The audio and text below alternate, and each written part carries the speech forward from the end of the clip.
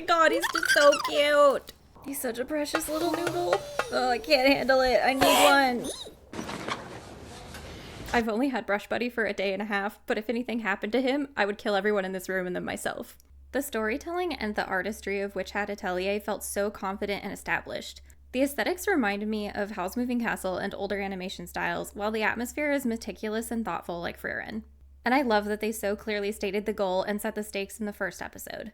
The only thing that concerns me is how long it might take to get there, especially as we got more looks into the magic system of this world. Yeah, when they laid out how many tests there would be, I said to myself, this could be a long-winded story. I appreciate that teaching them magic is not being done through a rigid academic structure and instead feels more like homeschooling.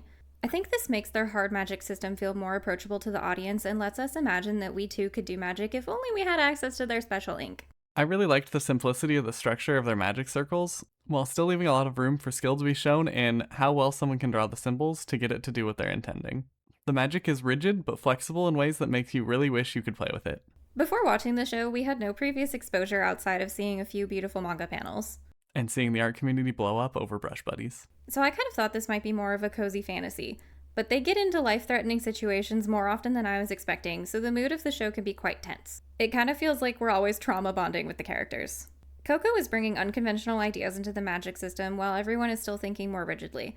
Although each of the apprentices has their own strengths and weaknesses that make their view of magic more interesting. We got small glimpses of backstory and motivations for the other girls that leave me excited to peel back more layers of their personalities in the future.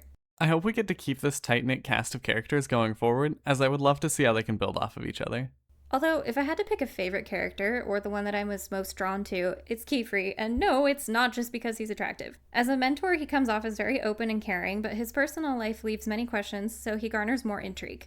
The small insights into his motivations make you wonder how far he's willing to go to confront the brimmed caps. It's also cool to see him use magic to its most opulent and full potential, which the apprentices can't do yet. He feels like a good gateway into what the full extent of the magic in this world can do. My only complaint is that this season should have ended on episode 11, because knowing the test is happening and who's going in is still an anticipation-inducing closer without leaving people too much of a cliffhanger. Versus the final episode being in the middle of the test while everyone's lives are in danger just sours my trust of the season balance decisions going forward. And without a firm announcement about a season 2 date, mixed with the manga only releasing a chapter a month, they've just shackled us to a possible decade-long, if not longer, amount of cliffhangers.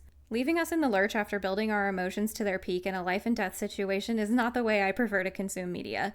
Yeah, I really wish they had left us off before the test, or at least brought the apprentices back together at the end. Regardless of the ending, this was a great 9 out of 10, and the only reason it's lacking that final point in the score is because the show didn't make me rabidly obsessed.